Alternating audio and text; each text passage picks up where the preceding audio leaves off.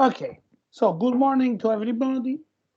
This is the last lecture of this course, and as we started, we will end. We will talk about some concepts from linear algebra, some last, not last in the sense that there are not any other concept which is important, last for this course, motivated by what we have found integrating by parts the energy of second gradient materials. If you remember, we understood everything which we had got, except the integral on the boundary of system of a vector, which we can call D. I don't place arrows at the top of vectors, but this time I won't. Dot d over dn of delta k. Okay, so we met this expression for power or work. You know, if you multiply this times delta t, it becomes no, sorry, if you divide times delta t, it becomes a power.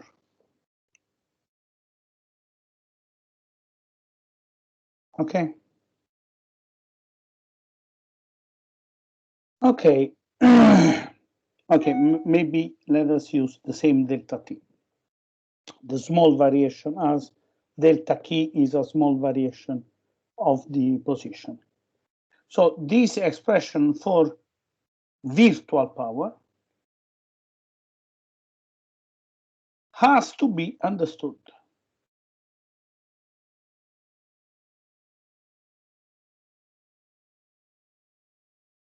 Okay? And you will not believe it. This was a debate which started already in Lagrange and in Piola's works. I mean, to understand what this expression means, or in other words, or in other words, how can we interpret this mathematical object?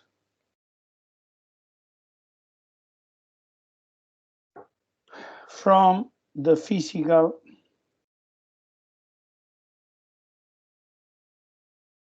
point of view. Okay, I gave two lectures in the course of history of science in L'Aquila University a few days ago.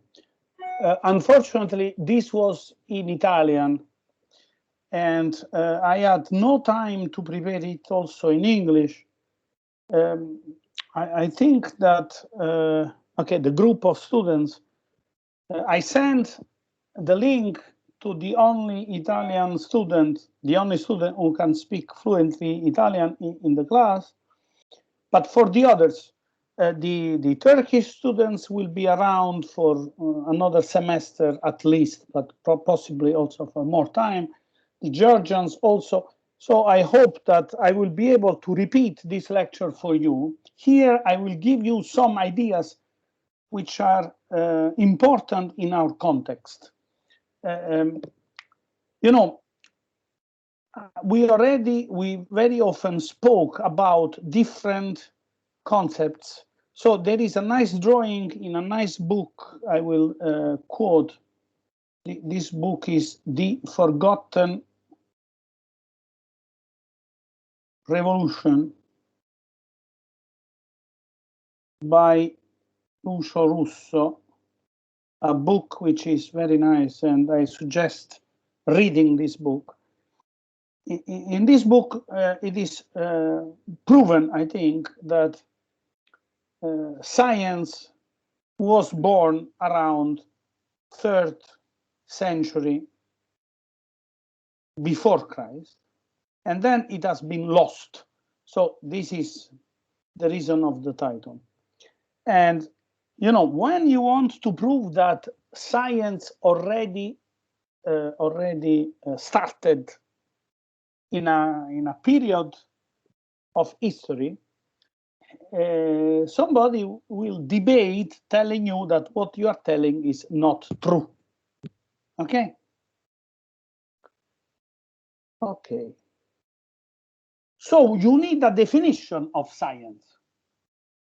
Because if you want to prove that something happened in a certain period, in particular, if you want to prove that science was already born in the 3rd century before Christ, for recognizing it, you must have a definition of science. By the way, this is a process which in human history of science occurs very frequently. You know, until some time ago, one heard simply that somebody is crazy. Okay, this is a too vague concept. It cannot be scientific. Then, also recovering Hellenistic Greek history of science, then what happened is that we started using the names schizophrenic, schizoid, paranoid, obsessive compulsive. So definitions of specific mental disorders were precisely introduced. So what I want to say is that science is occurring always when you start with precise definitions describing the phenomena. Okay, in order to be able to invent a model for predicting this phenomena. Okay, so the important thing here is that the word science can be more or less precisely defined in the following way. Here you have the world, okay? And in the world you have phenomena, which are related one to the other. In our context, we have here equilibrium of bodies.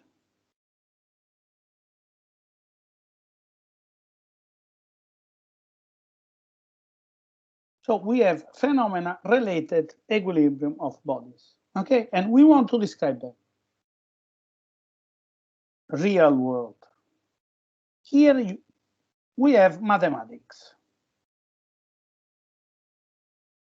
And here we have, for instance, here you have the concept of shape. Okay, at the top here you have placement, which is the mathematical object describing shape.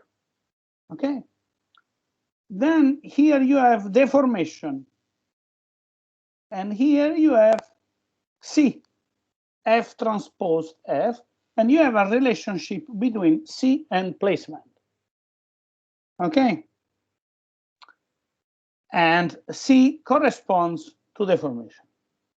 Okay, then you study, I mean, C if you study first gradient continua. If you have second gradient continua, you have also grad C, the gradient, which corresponds always to deformation. So why we have many objects describing the same physical phenomenon? Because you can have a less refined model for deformation or a more refined model for deformation.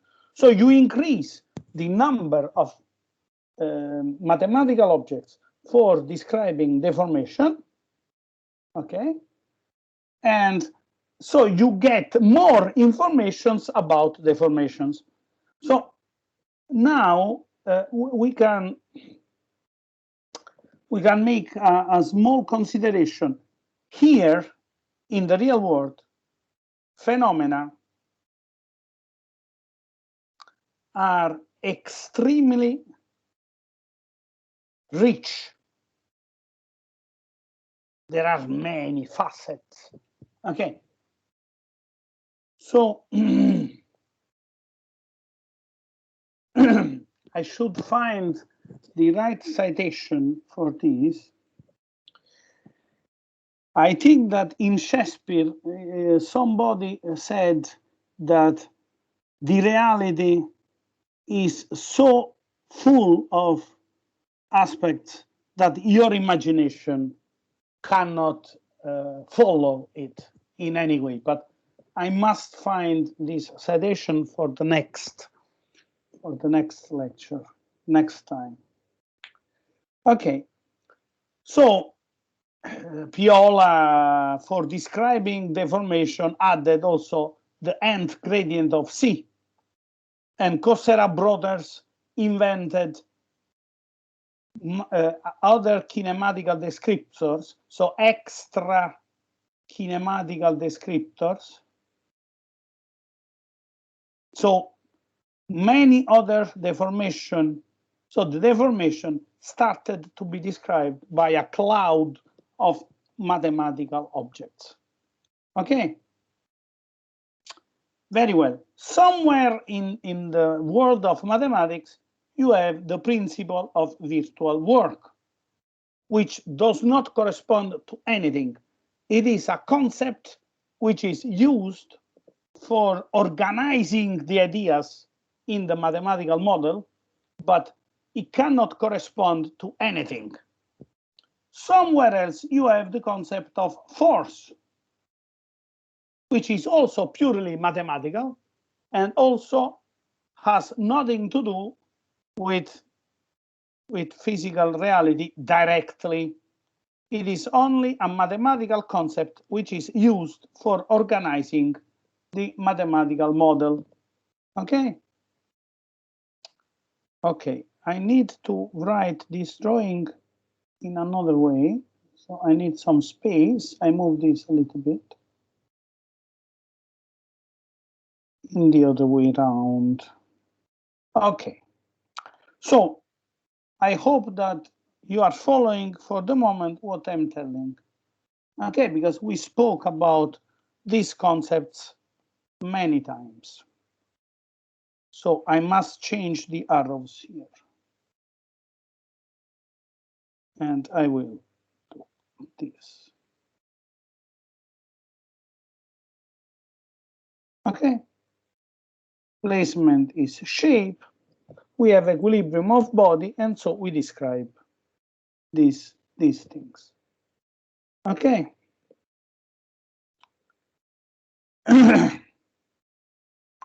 So now we have some concepts which arise during the mathematical study. These concepts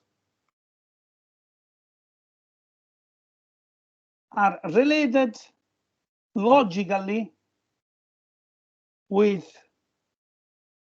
the concepts whose description has been already obtained, and these concepts are not immediately related to anything. So this means that while inventing mathematical models, one gets some mathematical concepts whose interpretation is not already given.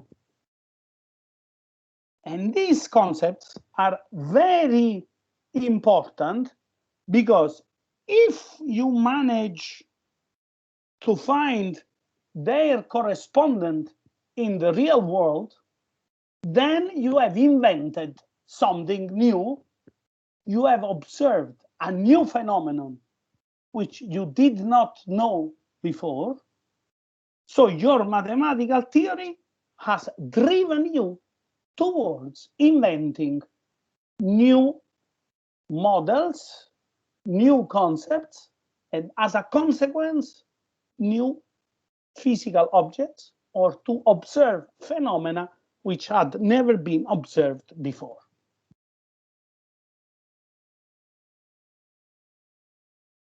The classical example, which I don't know if can be of help for you, from electromagnetic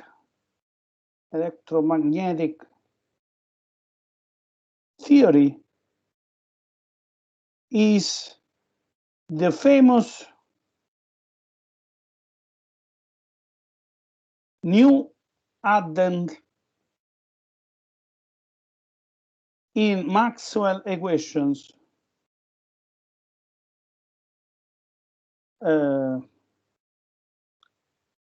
introduced by Maxwell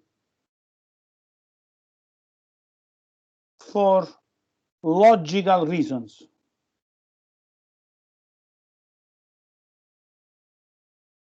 While writing the laws of electromagnetism, Maxwell wrote one equation. Now, it is not important I write you this equation explicitly, but what if you have studied it, traditionally they call it dd over dt. It is so-called polarization current or something like that. The term which they need is a term in one equation without which this equation is not logically consistent. Okay? So for logical reasons, Maxwell completed one equation, adding a new term. And what happened? Electromagnetic waves were predicted. So not only they understood that light, something, a phenomenon already observed, was could be described by Maxwell equations, which is something very important. But also they understood that new waves, including X-rays, including many other kind of electromagnetic waves, very useful in many aspects, including radio waves, including the waves with which our portable phones are working, do exist. So Maxwell, completing a scheme like this one, adding a logical term somewhere, was led to invent a new mathematical object. And this mathematical, okay, the mathematical object is not directly observed, but with other mathematical objects, it could also not observable, okay? At the end, it could invent a mathematical concept, electromagnetic waves and their propagation, and this mathematical object found its correspondence in the real world, so that we are now traveling with our portable phones everywhere, being connected to everything,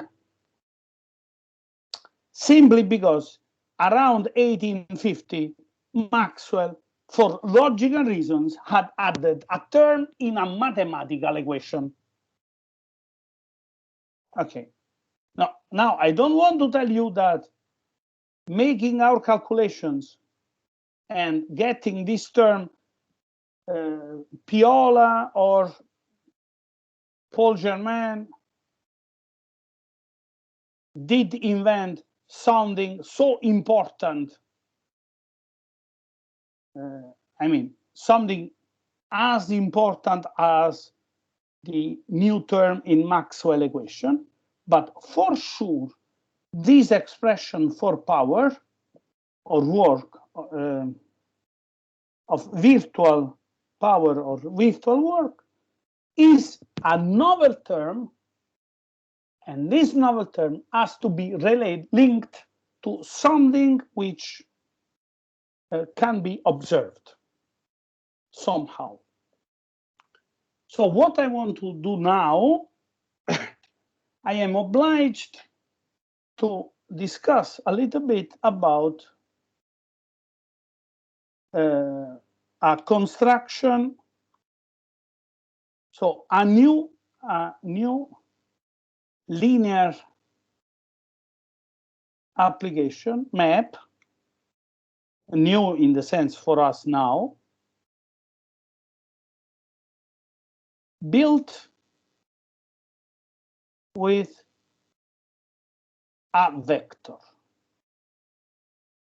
So what we do, we take a vector n and we write n dyadic n. This symbol is a symbol which associates to the vector n a linear map. The linear map, so this is a vector, and this is a linear map in the vector space V, where n occurs, in which n lives, the vector space to which n belongs. Okay, and how this is defined? N tensor n applied to any vector m is equal to n dot m times n. So this is a real number. This is a vector. Okay. So this is the definition of n tensor n. Okay. And this definition requires the existence of inner product.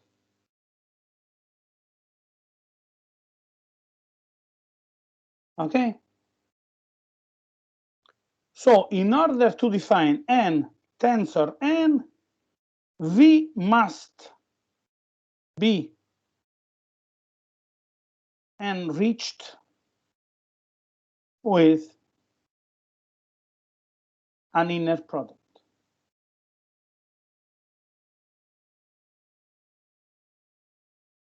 Okay.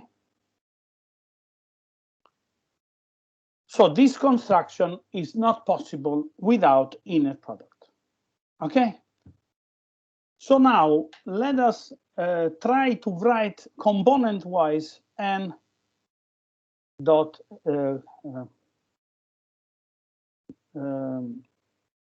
tensor n. One reads this tensor.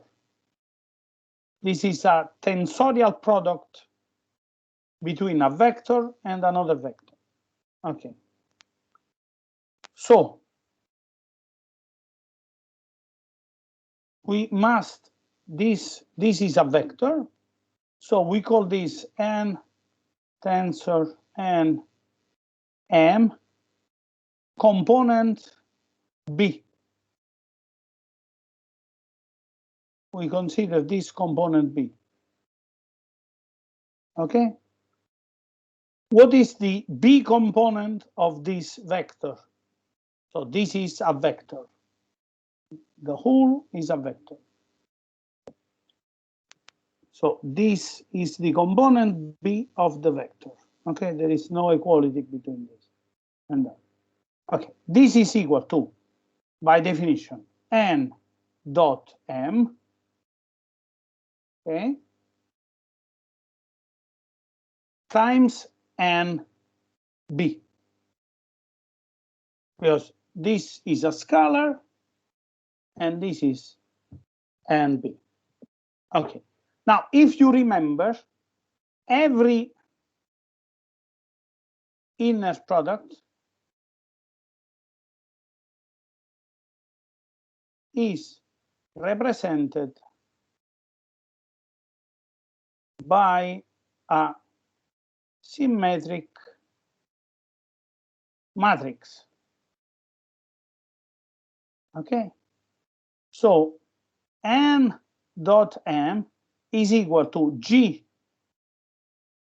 c d n c n d m d.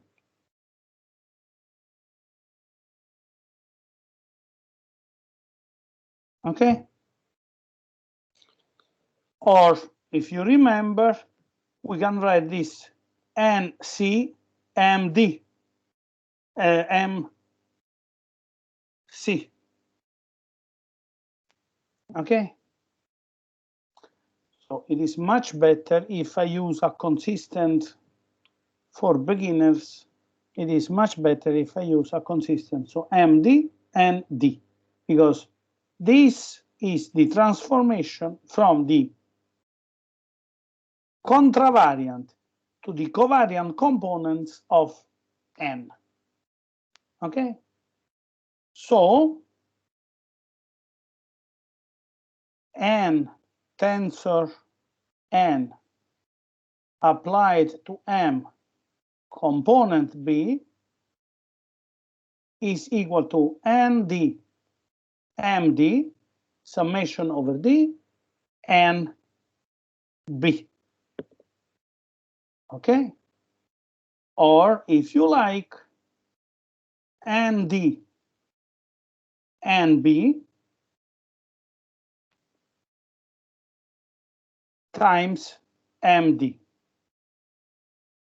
So N tensor N components BD, so the representative matrix of N tensor N is ND and B. Okay, so we have a very simple way for building a linear map starting with one vector. Okay, and this concept is very useful in many parts of linear algebra. Okay, now I want to show you a nice drawing which I tried to prepare. Okay, we try to repeat it. Okay, now let us choose x0, a point in the space. Okay, we will apply this in Eulerian description.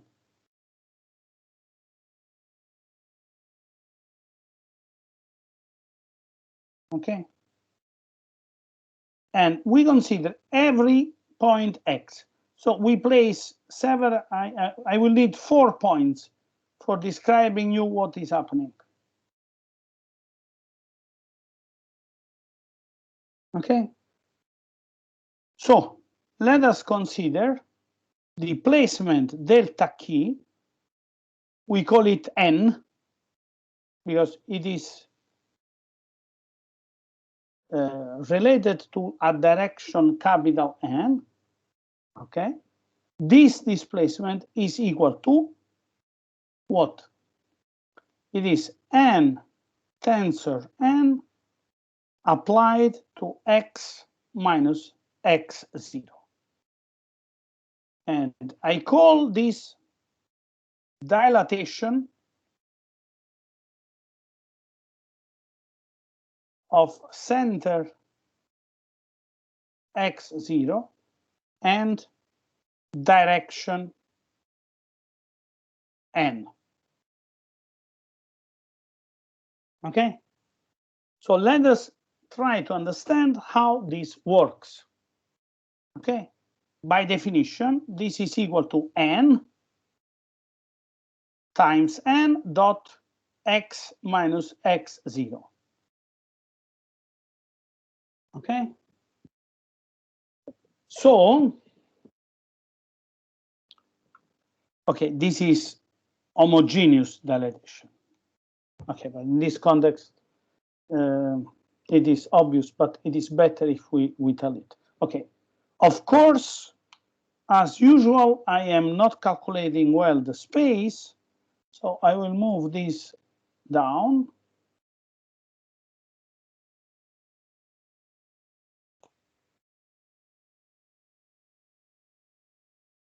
This is delta Kn. Okay, and we can erase this.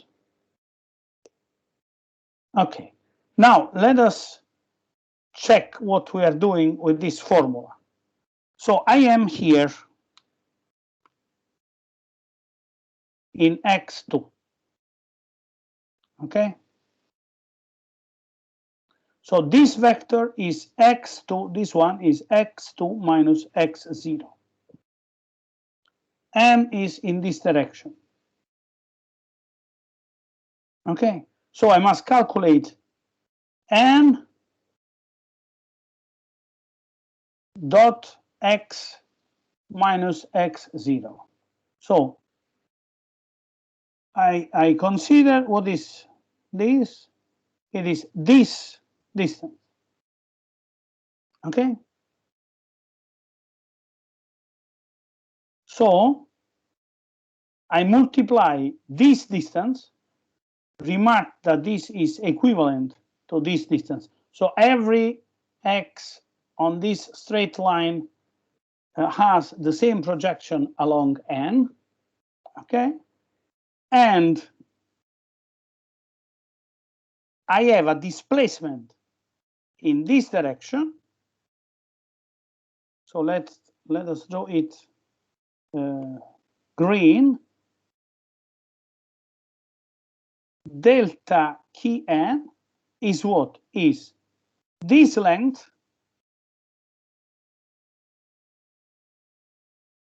times, let's call it alpha for writing here, times n. So bigger alpha, bigger is the displacement. But all displacements are in the direction n. If, okay, this is the same here. Because the alpha here is the same as the alpha there. Okay? Similarly, if I am here,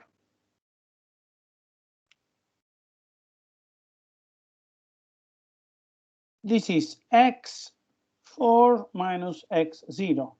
Okay? The normal n is this is the norm n, the normal n, the vector n. Okay? So when I calculate this inner product, I get this distance times, which is beta, times a minus, because the inner product of two vectors with this reciprocal orientation is negative. Okay? So here I have the displacement, the green displacement,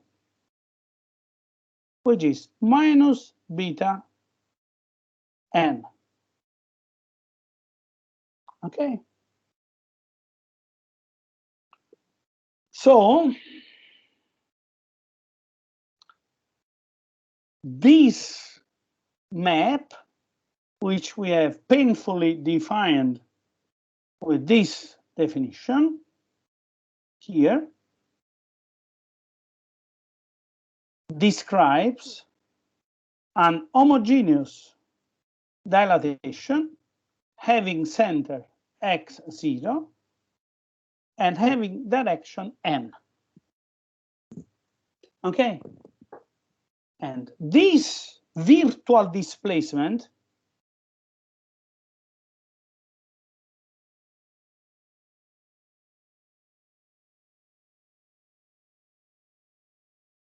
will play a role in the new term. Okay.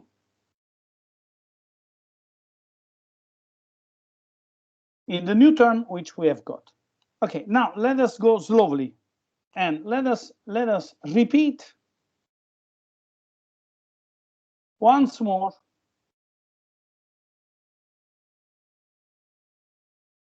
the deduction for work expended by a system of forces on a virtual rigid displacement. Okay? I have a body in the actual configuration, and I have the field. So I have chosen a point x0. This point has a displacement delta u0. Then the body has delta theta as angular, an infinitesimal rotation. I can draw it everywhere. While delta u0 is linked to the point x0, delta theta, as you remember, does not depend on the particular point, because the vector field, the displacement delta key, so the vector field delta key of x is given by the formula delta u0, and this is the translation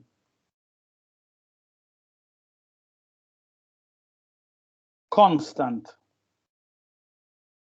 with respect to x plus delta theta vector x minus x0. Now, what is useful for us is to go back to the skew symmetric nature of this linear application.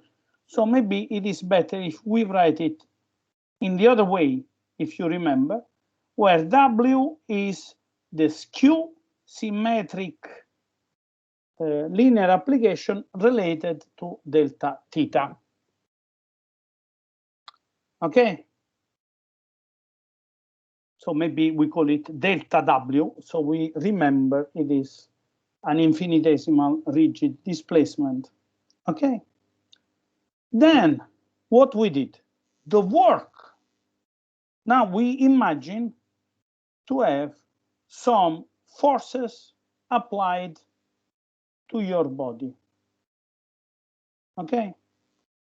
If you remember, I did not want to say that these forces are concentrated forces in points, or if they are surface forces, or if they are line forces. Okay, so the work, the external work done on delta key, if you remember, I wanted to write integral over the actual configuration of df dot delta key. And I said, with this symbol, integral dfc dot delta key, I mean an integration on the volume of a force per unit volume dot delta key, d volume, plus the integral on surfaces, sigma, so many surfaces, where I apply forces per unit surface dot delta K, the area, plus integral on union of lines where I can apply forces per unit line, plus integral over points of forces concentrated on points. So this symbol here means this, okay? And it is remarkable that in Piola, there is a similar symbology, and he spends some time for telling that we have forces per unit volume, forces per unit surface, forces per unit line, forces concentrated in points. Why I'm telling that forces are not something which can be measured? Forces are the mathematical object related to a virtual displacement and allowing us to calculate the energy transfer between two interacting subsets of our physical system. Okay, so the force, the concept of force is useful mathematically to describe exchanges of energy. Okay, it allows you to write these formulas for a work expended by a part of your system, in this case the external world, on your on the part which is the body which is being deformed, on which you are pointed, you have fixed, focused your attention. Okay, so Wx for delta K is equal to integral over C of df dot delta K rigid for the moment. Okay, and we did this calculation 100 times, so I don't repeat it in details, but what I want to underline is that at the end, we got naturally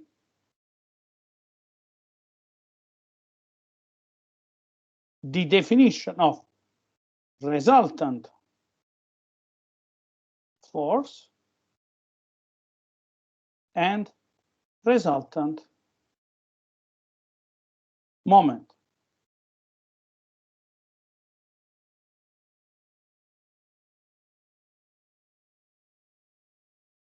The resultant force is the dual in work of virtual displacement, and the resultant moment is the dual in the work of virtual rotation. Okay. Now, let us remember the famous example by Di Carlo. Okay. You are a bad boy and you look at this system of forces. Okay. Maybe it is better if I draw it with the man inside. You know, this is very important that you have this brutal example, because in this way you will never forget. Okay, so this is F1, this is minus F1, this is F2, and this is minus F2. Okay, so one claims that this system is in equilibrium if you are Truesdellian, because Rf is equal to 0. Clearly, this plus that is 0. This plus that is equal to 0. And Mf place x0 here, but the moments are independent of the pole if the resultant is 0. And Mf is equal to 0. Okay? So,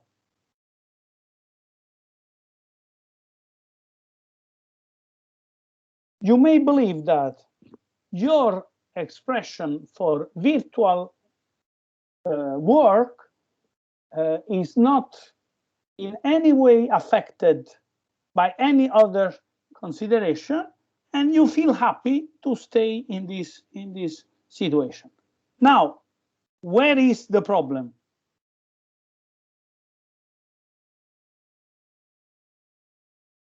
Which everybody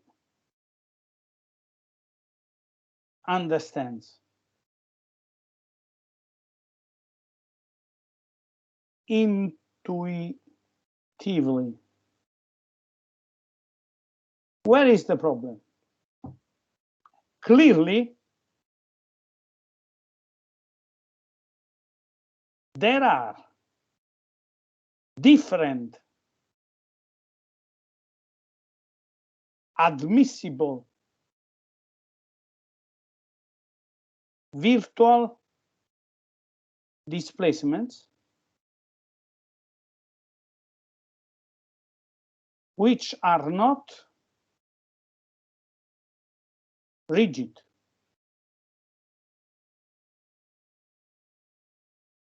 I mean, the poor man here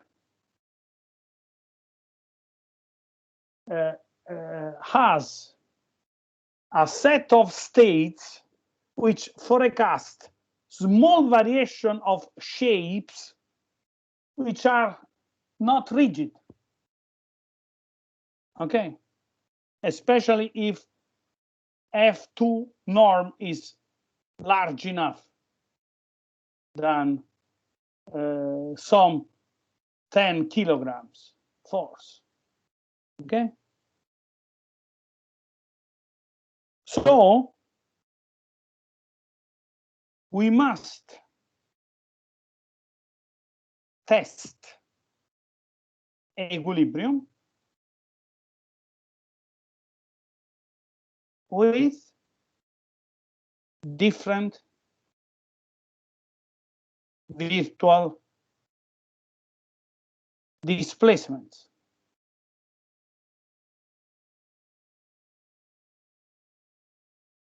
Okay, delta and key n equal n tensor n x minus x0 is a dilatation along one direction, and if we choose this n, for instance, this is a virtual displacement which has to be considered. Okay, so we write integral over c of df dot n tensor n x minus x0. Now, to make the story simple, we can write this like I place here and there. You understand that this is an example which I like to have this printed in your mind. This did work in many cases up to now, so we can consider this vector here. So we have x1, so we have f1 dot n tensor n x1 minus x0 plus minus f1 n tensor n applied to x2 minus x0. Okay, so I wrote it, so F2.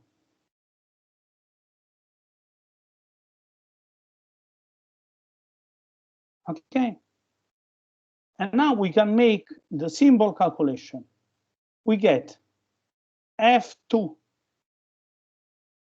and I calculate this now, which is n dot x1 minus x0 times n, and I have this dot here, plus minus F2 dot n times inner product x2 minus x0 n, and n is this direction. So we can assume that n F2 is alpha time n, and minus F2 is minus alpha n.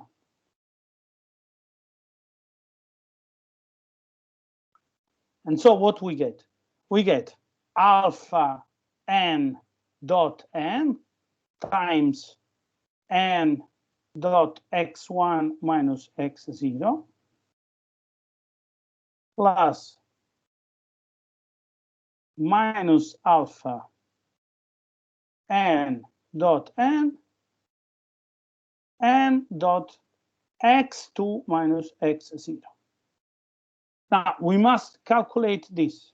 Okay, so we have this vector times n, which is this distance. So let us call this distance d. Then we have this vector times n. So we have inner product n. So we have minus d.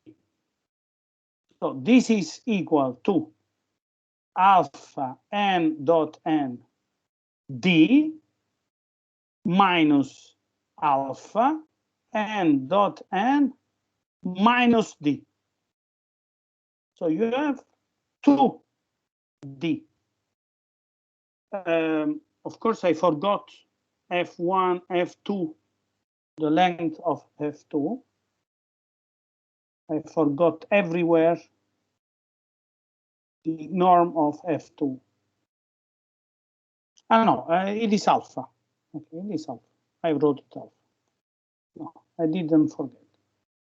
So it is 2d alpha.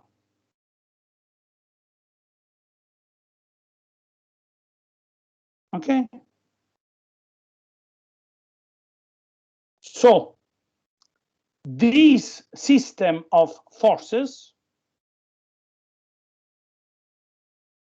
spends power on a dilatational virtual displacement.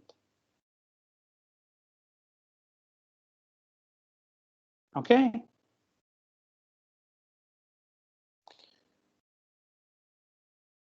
We can call a system of forces like F2 minus F2 a double force.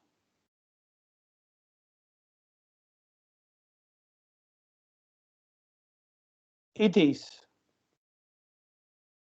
an interaction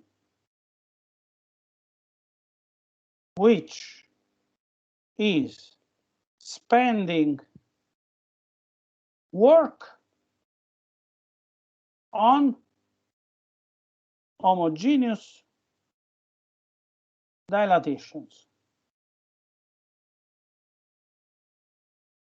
Okay, now you can imagine, okay, before we end, what is this? By the way, this definition you find in a text by Galileo. So d, 2d is the distance between the application points, you remember, This is minus F2. This is F2. And this distance is 2D. Okay.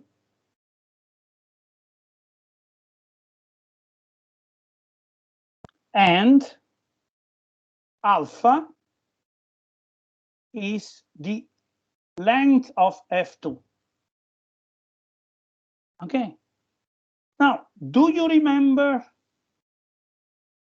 the definition of the moment of these couple of forces? For sure you do. This is the arm of the couple, and you find that the moment of this couple of forces is equal to A times the norm, the length of F. Okay. Okay, now this is not infinitesimal. So we need to write here a small delta for meaning that I have these vector quantities times a small parameter delta. This is for making our reasoning complete and the parallel totally analogous.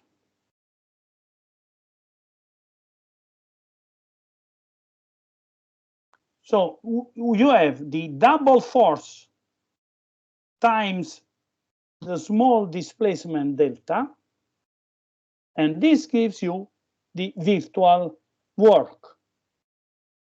Okay. And similarly, if you take m dot the delta theta, the small variation of angle, you get the virtual work of a moment of a couple of forces. Now, why in classical mechanics you are not considering also this double force? Simply because never you need it when dealing with, so when dealing with rigid bodies and or first gradient continua, this concept never appears. So you don't need it, never appears in the mathematical reasonings. Okay. So you don't talk about it simply because you don't need it. Okay, now, and I try to conclude, let us consider integral on the boundary of C star, okay, of what? A vector D dot D over dn of delta K. Okay, and this delta K can be every virtual admissible displacement. Okay. So now, how can we interpret this D?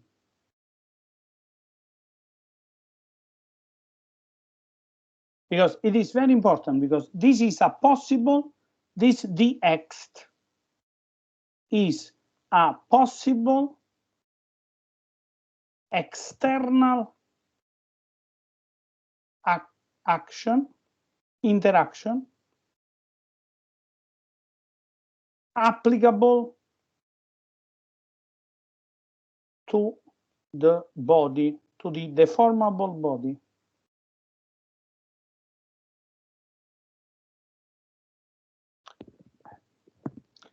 Up to now, in every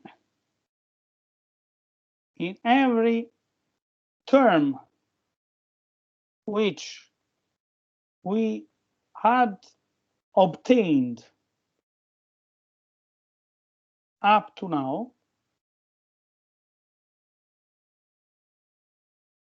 we had always integral somewhere of something dot delta k. So up to now, we met only forces.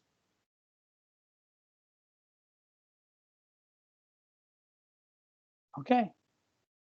Now we have a new mathematical object. Okay, so we need to interpret this mathematical object. So let us start with delta k equal omega vector x minus x0. So we are on the boundary of our body. The point is x0. And we have omega, a vector, infinitesimal. Okay, it's better if I call it delta omega, delta theta.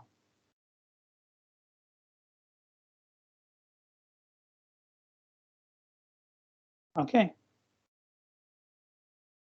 So we have delta theta. And this delta theta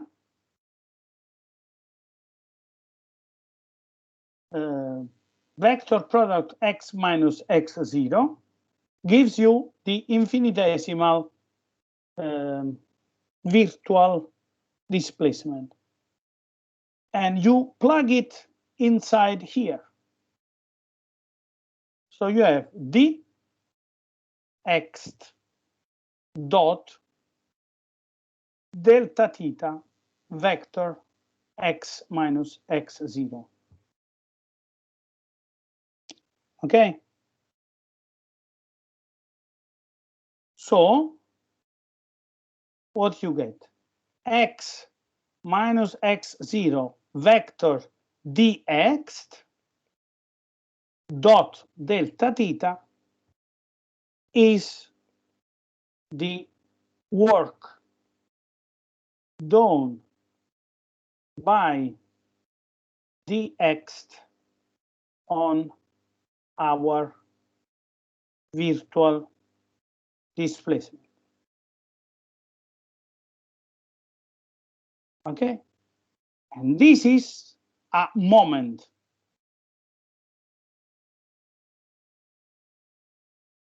Okay, so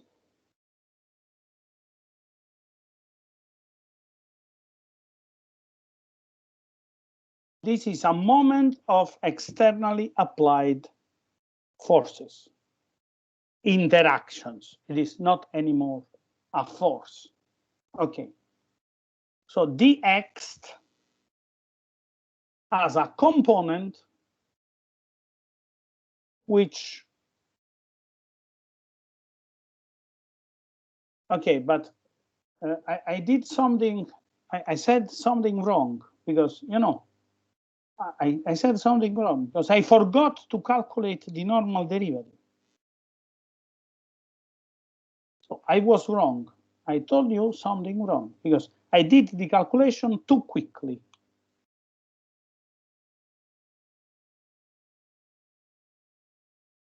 And of course, I didn't say something coherent. So delta, and I could not interpret the result correctly. So d over dn of delta theta vector x minus x0. This is what I must do before calculating the power. Okay, this is equal to w x minus x0, and this is skew. I am in a hurry because I see the time is ending, so I was too quick. This is gradient of delta t dot n. The gradient of delta t is w dot n. Now, w dot n is omega vector n. Okay. So now I'm telling you something correct. Okay. So if this is n, okay, and if I have, I'm using omega as equivalent to delta theta. Okay, so this is parallel to the tangent plane to boundary of C, or if you like, delta theta vector n dot n is equal to 0. Okay, so I must calculate dx dot d over dn of delta t, and with this particular delta t, this is equal to dx dot delta theta vector n. Okay, now everything works because I have del d. Okay, let us use the standard rule of tribal product. So you have delta theta dot n vector dx. This is the expression of work on the virtual rotation delta theta. Now, this is what I need. N vector dx, which is orthogonal to n. So this is parallel to the boundary C star. So the tangential part of dx is an external couple because it expands work on rotations. So the parallel part of dx is not new. Completely new. The parallel part of this dx, okay, this one. So dx is equal to dx dot n, the normal part, plus dx tangential. We don't need any new concept for dx tangential. Okay. but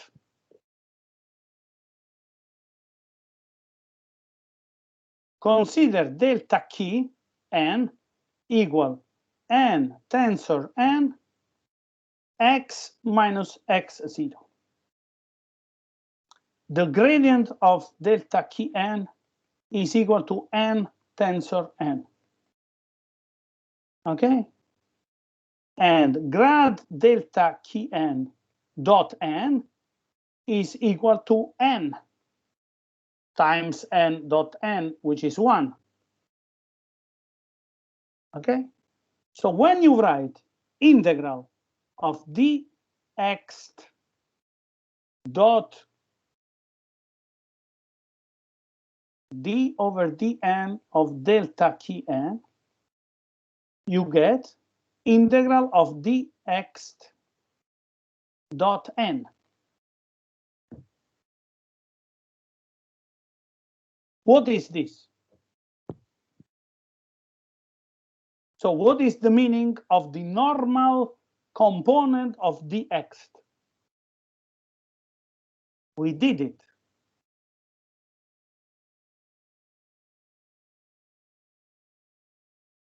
It is a double force. And this is totally new.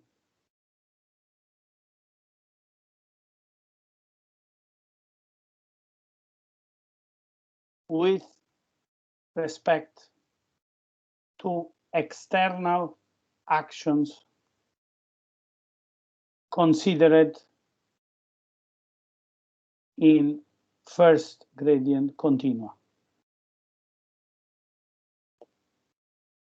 There is no balance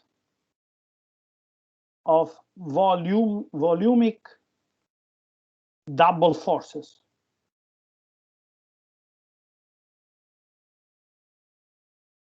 They appear only on the boundary.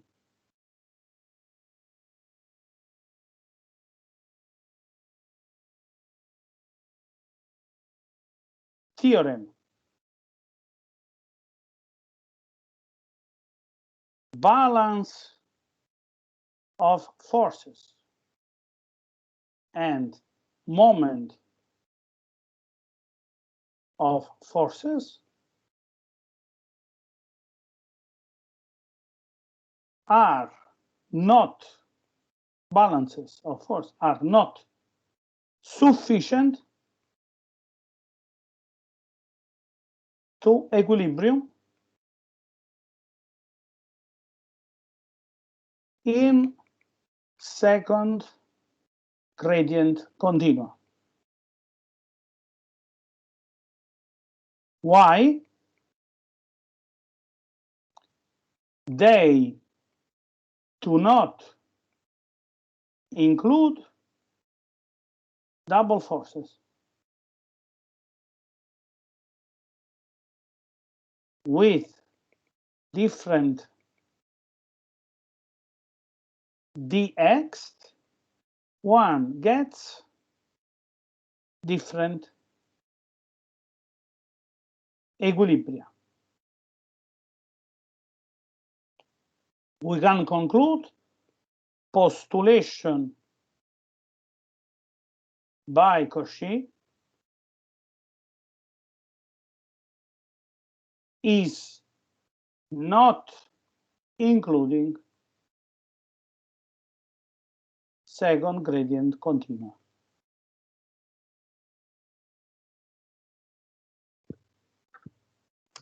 I'm sorry that for running too much, I wrote some wrong formula, but luckily I understood it immediately so that we have lost only a few minutes. I hope that I did not disturb your mental flow too much.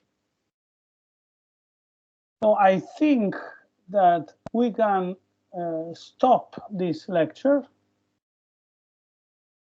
Alessandro, please